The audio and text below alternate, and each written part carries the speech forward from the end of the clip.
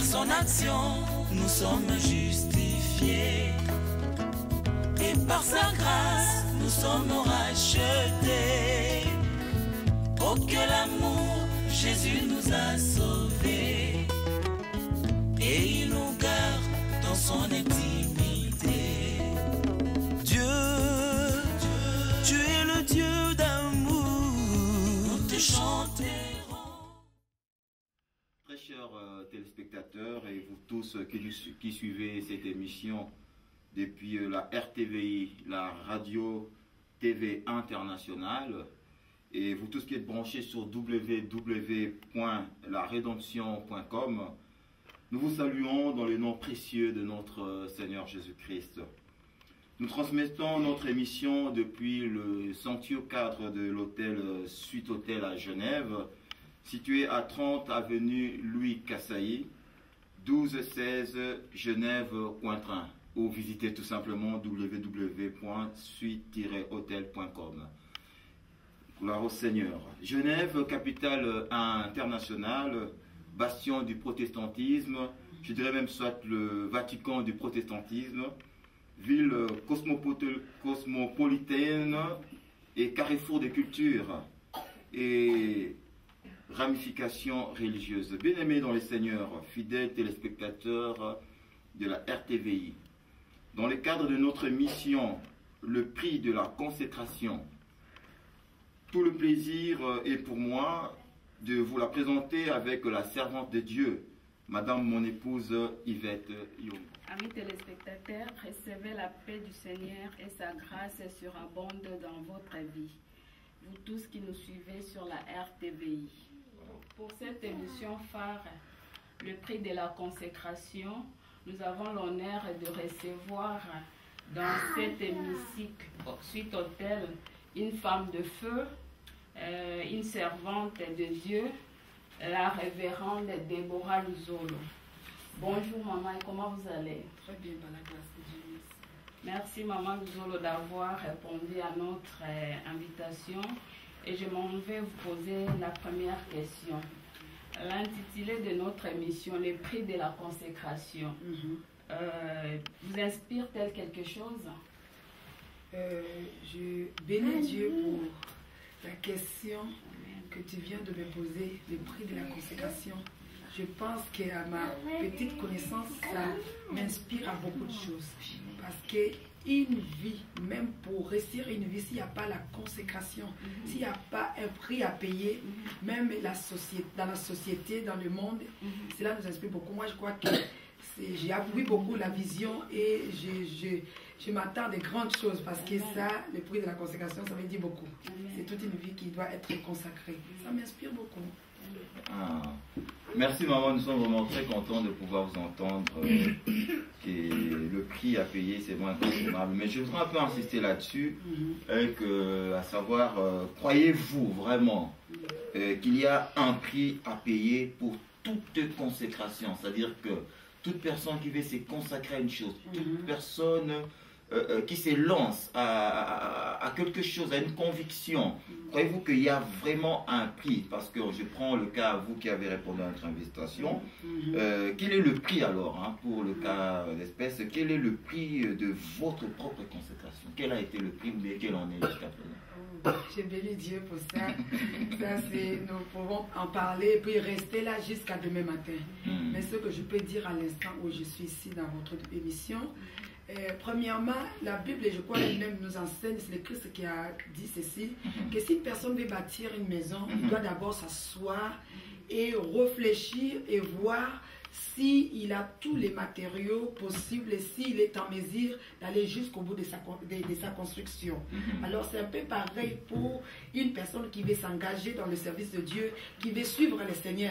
Donc on ne suit pas comme ça, mais je crois que suite à votre mission, le prix de la consécration, nous devons d'abord mesurer, avoir la possibilité, la capacité, même un temps de réflexion. Est-ce que mon oui que je vais dire à Jésus pour le suivre, pour le servir, est-ce que je suis prête à payer le prix?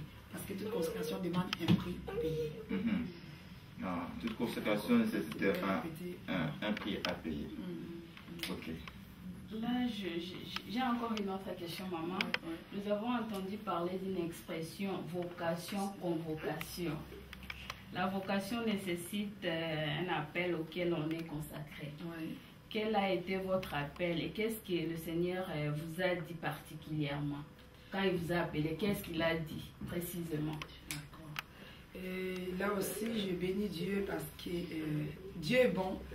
Toujours la Bible nous éclaire là-dessus que quand le Seigneur appelle, il n'appelle pas, comme je disais hier à l'église, il n'appelle pas une foule de personnes, nombre de certaines personnes, mais il s'adresse à la personne, à l'individu, individuellement.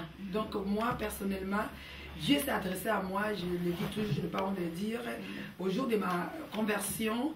Donc c'est là que le Seigneur se présentait à moi, par vision, par conviction du cœur, qu'il m'appelait à les servir. La première des choses que le Seigneur m'a donné, c'était la connaissance de sa parole. Donc il m'a remis la Bible. C'est comme cela que j'ai pu comprendre en quoi ce que le Seigneur m'appelait. Et je me suis engagée dès 80 jusqu'à aujourd'hui, je le sers. Comme le pasteur a dit aussi tout à l'heure, quel est le prix de la consécration? Je vous l'ai dit que si on commence maintenant à vous les expliquer, on sera là jusqu'à demain. Mais c'est comme ça que j'ai compris mon appel. En fait, Dieu m'a appelé pour les servir et aller dans toutes les nations, annoncer sa parole. Ah, ok, merci maman. En tout cas, vous répondez clairement à nos questions.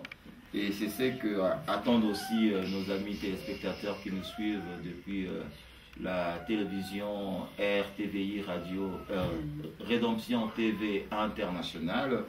Et les auditeurs et les téléspectateurs veulent aussi savoir de vous que vous inspire, des personnages comme notre Seigneur Jésus-Christ et le révérend Martin Luther King. Et pour finir, je ne citerai que le révérend feu docteur Lukusa, dont le style de vie est modèle de consécration. Hein, c'est-à-dire que j'ai l'impression qu'ils ont tout donné. Je réponds pas à votre place. Ils ont donné ce qui était dans les entrailles. Et que vous inspire-t-il ces personnages? Je crois que quand je ne vois même pas les débuts et les commencements de leur vie, mais la fin de leur vie m'enseigne déjà tout le reste.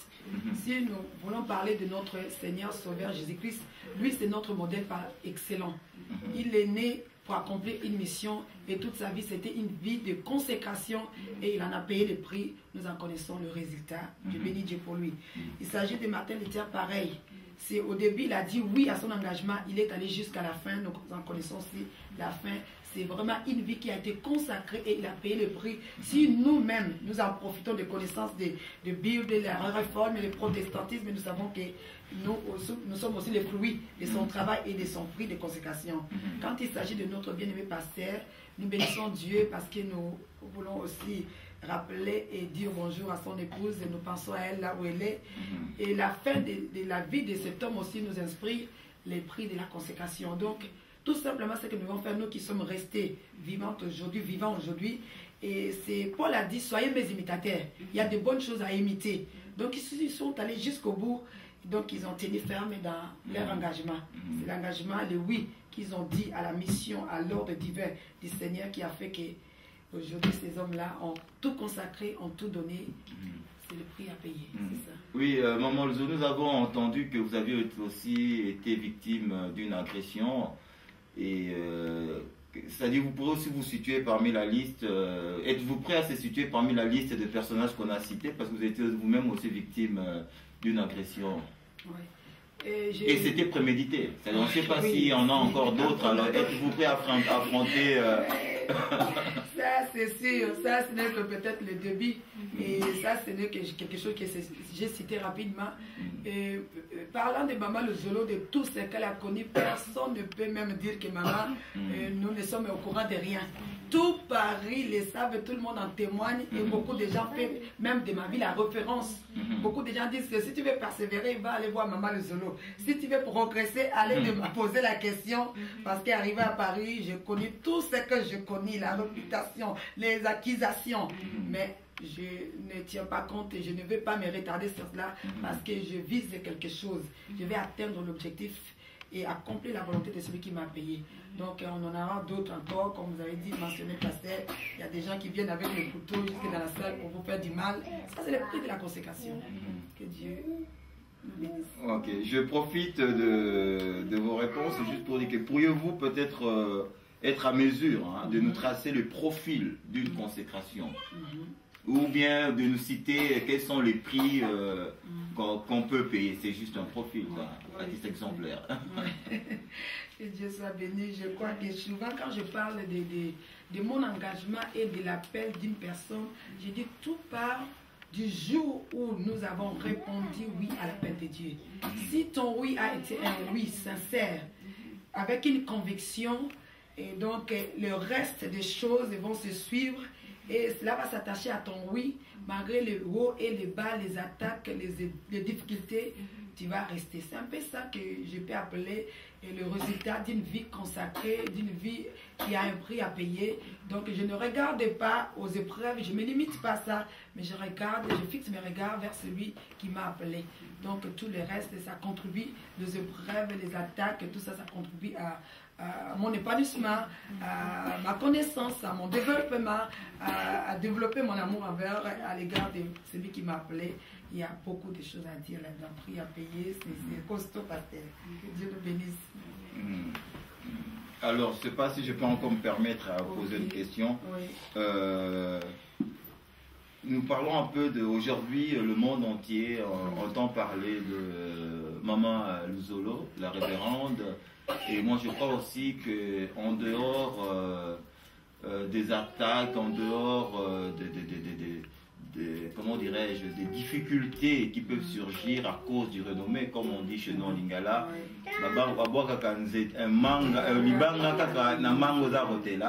en dehors de ça, parce que nous savons que le diable se prépare toujours pour nous créer, pour compliquer, nous tendre de pièges.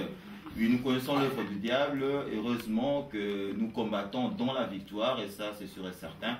Mais dites-nous un peu quel genre de prix, c'est-à-dire que faudrait-il être une femme de prière pour supporter les épreuves? Faudrait-il avoir une connaissance pour dévier les pièges de l'ennemi, comme avait fait Jésus-Christ devant le diable quand il a été tenté dans le désert?